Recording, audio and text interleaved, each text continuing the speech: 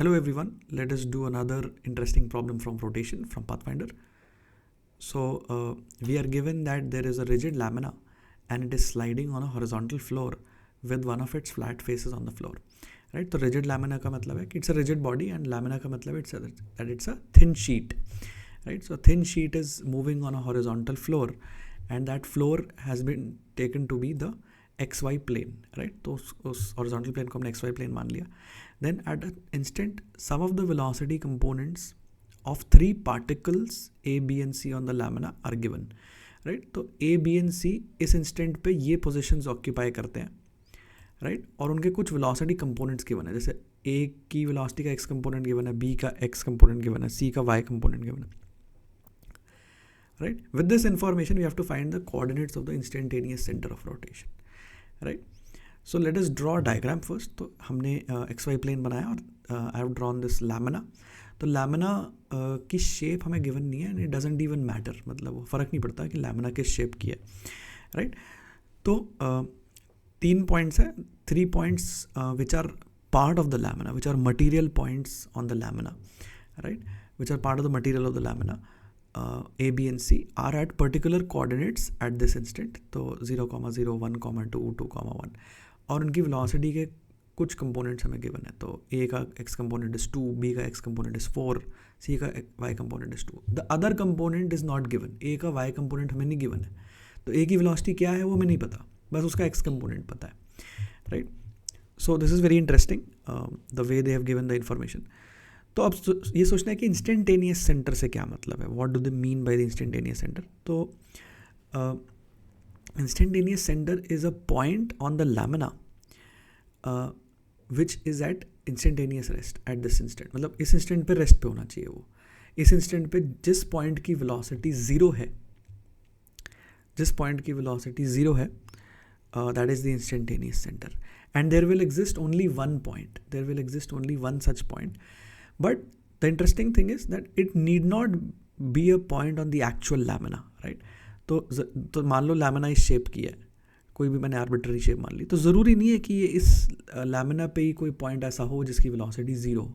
ऐसा हो सकता है कि सारे points की कुछ ना कुछ velocity है, नॉन ज़ीरो velocity है, और कोई ऐसा point है ही नहीं जिसकी velocity ज़ीरो है. So what do they mean then by the instantaneous center? तो अगर lamina बहुत बड़ी होती, if the lamina had extended to a very big size, मतलब infinite size बोल सकते हैं, then there is a point which is at complete rest and that is the instantaneous center of rotation. And again मतलब ऐसा भी ज़रूरी नहीं है कि instantaneous center exist करेगा ही करेगा. There need not be any point which has a zero velocity, but in this condition there will be an instantaneous center of rotation. And वो instantaneous center will be part of the lamina, assuming that the lamina is very large, right? तो इसका मैं exact मतलब video के and में भी बताऊंगा कि why am I saying that the lamina is very large, right? So let us assume that the instantaneous center of rotation has these coordinates at this instant, right? तो अब हम एक थोड़ा नया concept देखेंगे which probably a lot of you might not know, right? तो this I've shown in this diagram that this is the instantaneous center, the point M, and this is the lamina at this instant, right? तो ये तो हमें पता है कि अगर कोई point होता है P on the body and the whole body for this particular instant is rotating about this instantaneous center. तो पूरी body का जो motion है वो कुछ ऐसा ही है कि मतलब एक छोटे से टाइम इंटरवल में ऐसा कह सकते हैं कि पूरी की पूरी बॉडी इस इंस्टेंटेनियस सेंटर के अबाउट रोटेट कर रही है. मतलब बॉडी का हर एक पॉइंट इस इंस्टेंटेनियस सेंटर पॉइंट के इंस्टेंटेनियस सेंटर के अबाउट सर्कुलर पाथ में जा रहा है, right? Only for a very short interval. That is why it is the instantaneous centre, it is not the fixed centre of rotation, right? तो एक छोटे से टाइम इंटरवल में ऐसा हो रहा है कि सब पॉइंट्स की वेलोसिटी ऐसी है as if they are moving about this point in a circular path. तो P point की velocity इस डायरेक्शन में होगी, मतलब रेडियस के परपेंडिकुलर होगी, और Q point की velocity ऐसे होगी. दोनों का मैग्नीट्यूड भी ऐसा होगा कि अगर P point का डिस्टेंस R है और अगर एंटी क्लॉक, तो I am assuming that omega is anti clockwise, then P will have a velocity in this direction, magnitude will be R omega, where R is the distance PM and q की velocity will be in this direction and magnitude will be r omega where r is the distance qm, right. तो इसी चीज़ को vector form में लिखने का ये तरीका है कि अगर एंगुलर वेलोसिटी वेक्टर है तो एंगुलर वेलोसिटी वेक्टर हमें निकालना आता है. I think most of you would know this कि अगर एंगुलर वेलोसिटी एंटी क्लॉकवाइज है तो the omega vector points out of the plane and perpendicular to the plane. तो जो प्लेन ऑफ रोटेशन होता है, तो जेई सिलेबस में प्लेनर रोटेशन ही है कि एक प्लेन में, ये लैमिना एक प्लेन में है और इसी प्लेन में रोटेशन हो रहा है, राइट. तो एंटी क्लॉकवाइज अगर रोटेशन है then the omega vector will point out of the plane and perpendicular to the plane, right. तो ये कैसे आया? ये राइट हैंड रूल से आया. तो दिस ओमेगा वेक्टर का जो लॉजिक है वो रोटेशन के साथ कैसे कनेक्टेड है? By the right hand rule, right. तो by the right hand rule omega vector points out of the plane if omega is anti clockwise. तो अगर ओमेगा वेक्टर हमें पता है तो हम सारे पॉइंट्स का पोजीशन वेक्टर लिखते हैं relative to this fix centre, relative to the centre of rotation. तो वो फिक्स सेंटर भी हो सकता है, इंस्टेंटेनियस सेंटर भी हो सकता है. तो यहाँ पे इंस्टेंटेनियस सेंटर है. तो इस इंस्टेंट के लिए किसी भी पॉइंट की वेलोसिटी लिखनी है, अगर पी पॉइंट की वेलोसिटी लिखनी है, तो I can take the cross product of the omega vector with the position vector of P with the instantaneous centre as rotation. तो इंस्टेंटेनियस सेंटर को ओरिजिन मान लो, वहाँ से सारे पॉइंट्स के पोजीशन वेक्टर्स लिखो और उन पोजीशन वेक्टर का जैसे ही ओमेगा के साथ क्रॉस प्रोडक्ट लेंगे, so we will get the velocity of that point. So you can verify this. तो अभी we will not go into the derivation of this formula. We will only use it for our purpose, but you can verify it on your own कि this formula is valid by checking both the direction and the magnitude of this velocity Vp, right? So you should do that on your own. Now using this formula, what I will do is कि मेरे पास instantaneous center के coordinates हैं, मैंने मान लिए ये, right. तो मैं तीनों पॉइंट्स की वेलोसिटीज़ लिखूंगा, राइट. तो अगर मैं ए पॉइंट की वेलोसिटी लिखता हूँ, ए के कोऑर्डिनेट्स मुझे पता है, मुझे एम के कोऑर्डिनेट्स भी पता है, राइट. तो what I will do is I will write the position vector of A relative to M. तो ये लिख लिया मैंने. तो बेसिकली क्या करा है कि ए के कोऑर्डिनेट्स माइनस एम के कोऑर्डिनेट्स. तो ये जो अगर ये मैं तो actually I have written it the other way around over here. So this is a small mistake that I have done, so let me correct it. So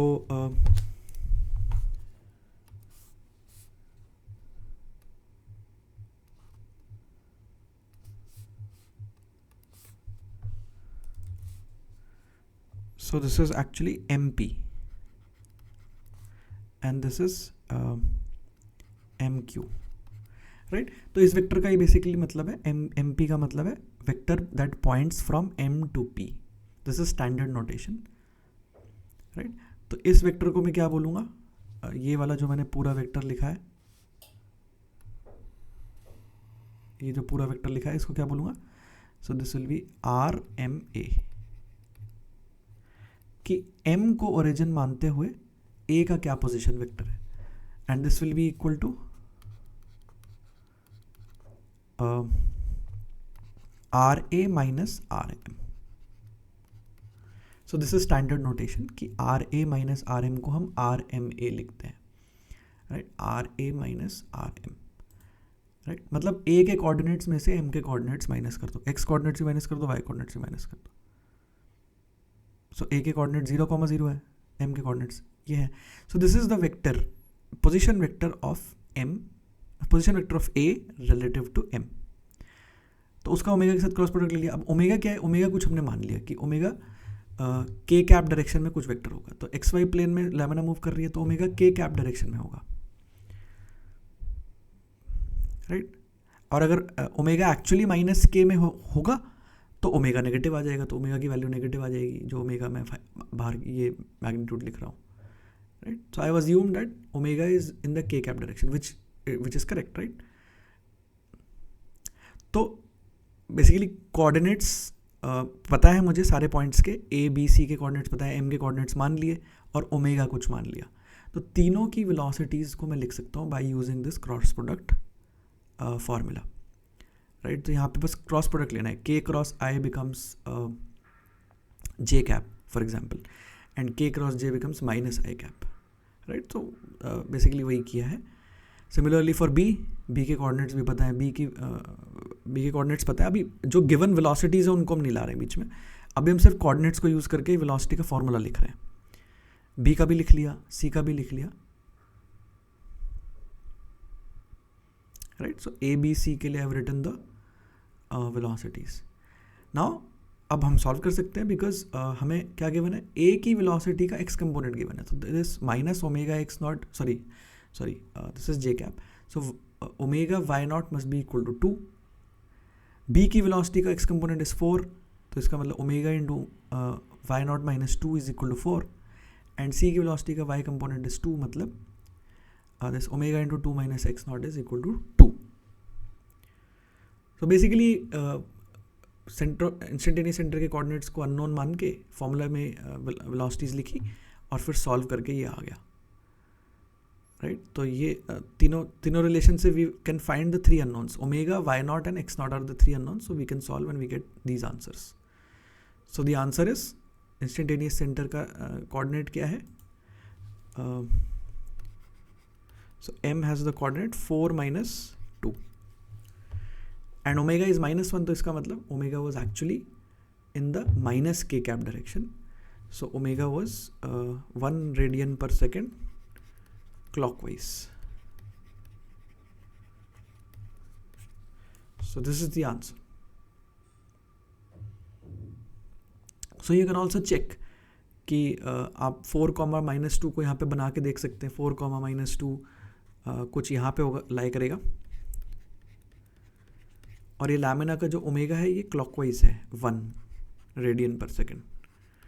so then you can measure the distance from 0 0 to 4, -2, right, and find the velocity of A, find the velocity of B, and find the velocity of C, and find their x and y components to check, to verify the answer.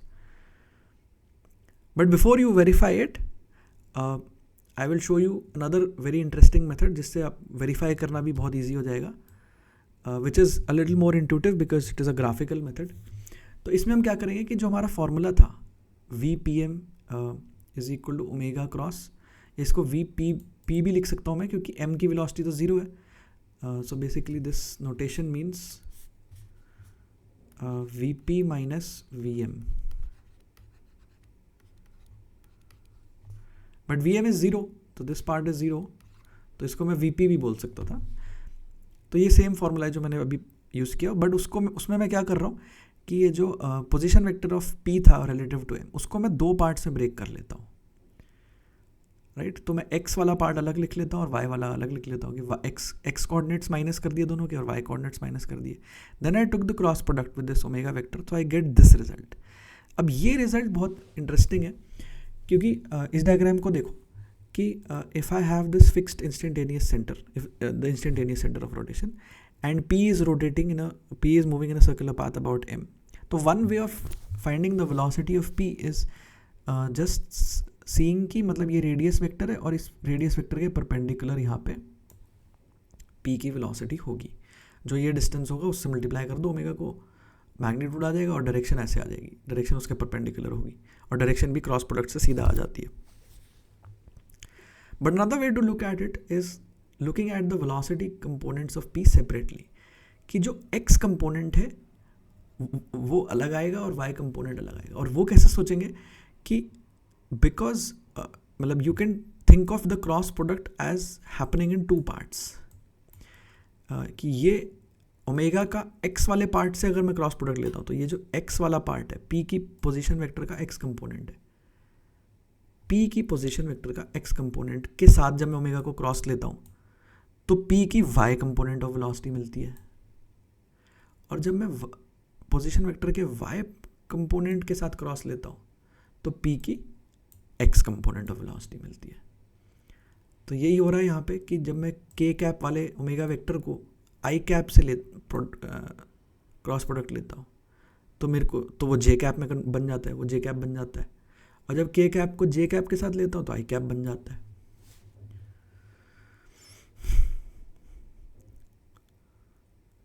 Right.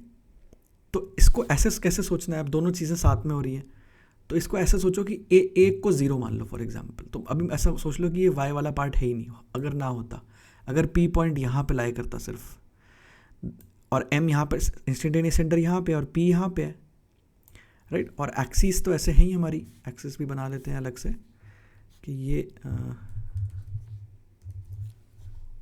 Just a second,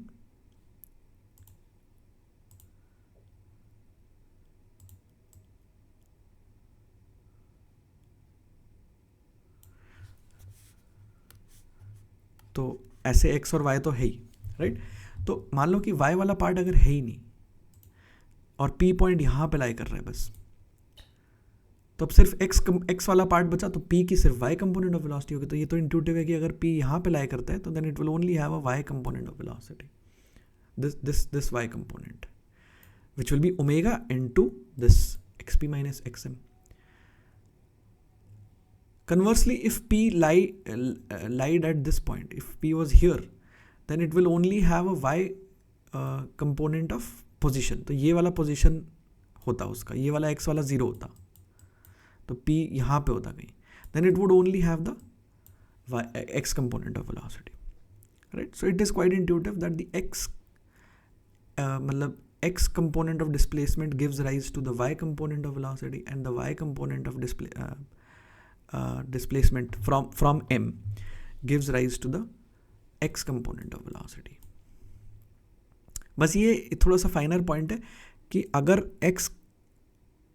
x displacement positive है, y displacement भी positive है, तो उसकी वजह से y component of velocity तो positive आ रही है बट x कंपोनेंट नेगेटिव आ रहा है। तो ये x कंपोनेंट के आगे एक नेगेटिव साइन आ रहा है,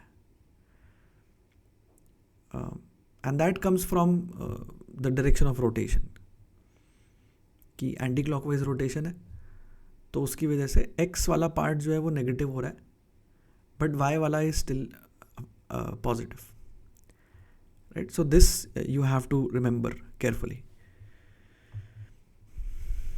तो ये मैंने यहाँ पे यही लिखा है, the X component of velocity depends on how far P is from M along Y direction and vice versa. तो पी की जो एक्स कंपोनेंट ऑफ वेलोसिटी है वो इस चीज़ पे डिपेंड करती है कि पी और इंस्टेंटेनियस सेंटर के वाई कोऑर्डिनेट्स में कितना डिफरेंस है, और वाई वेलोसिटी इस पे डिपेंड करती है कि एक्स कोऑर्डिनेट्स में कितना डिफरेंस है।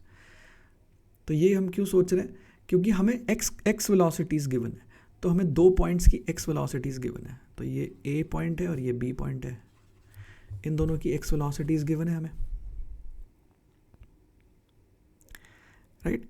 तो now using this information we can say that measuring along the y direction, b must be twice as far from m as a.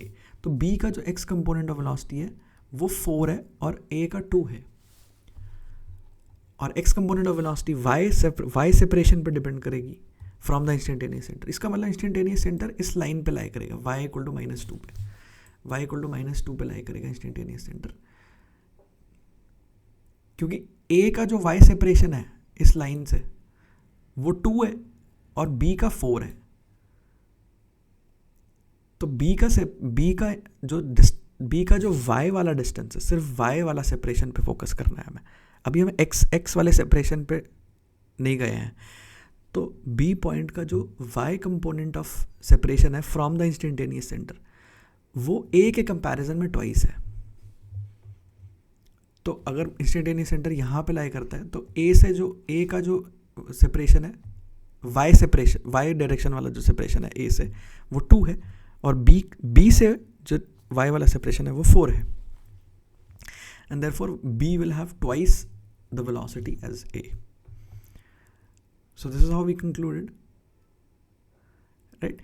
और अब ये भी समझ में आ गया कि जो x कंपोनेंट ऑफ वेलोसिटी है, जो x कंपोनेंट ऑफ वेलोसिटी है वो y सेपरेशन इनटू ओमेगा है,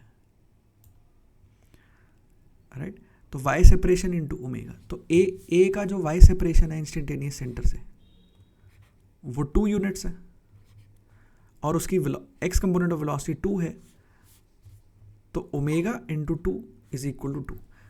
तो इस वेलोसिटी के बारे में बिल्कुल ऐसे सोचो कि जैसे नॉर्मली यहाँ पे कोई सेंटर, अगर सेंटर है और यहाँ पे कोई पॉइंट है, तो ये रेडियस वेक्टर के परपेंडिकुलर इसकी वेलोसिटी होती है, right. So let me draw it again.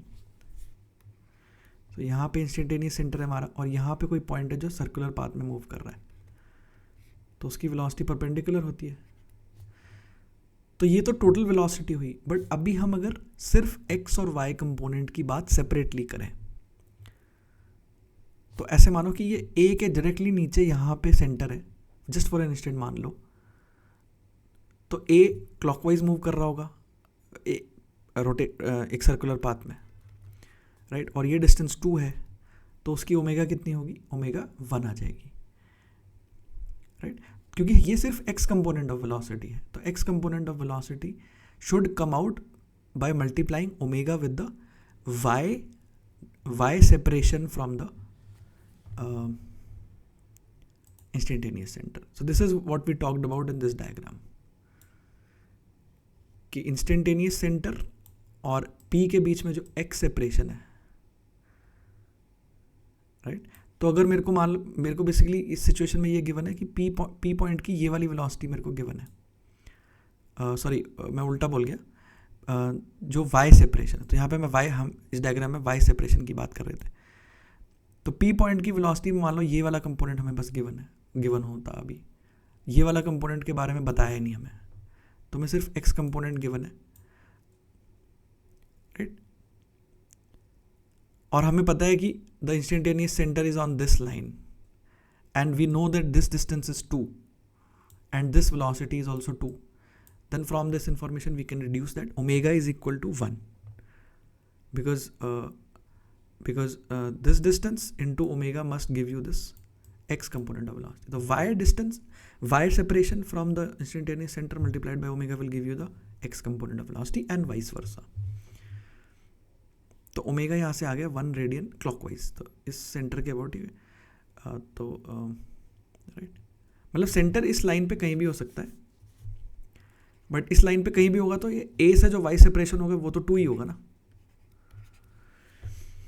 So that is why we can find this omega like this.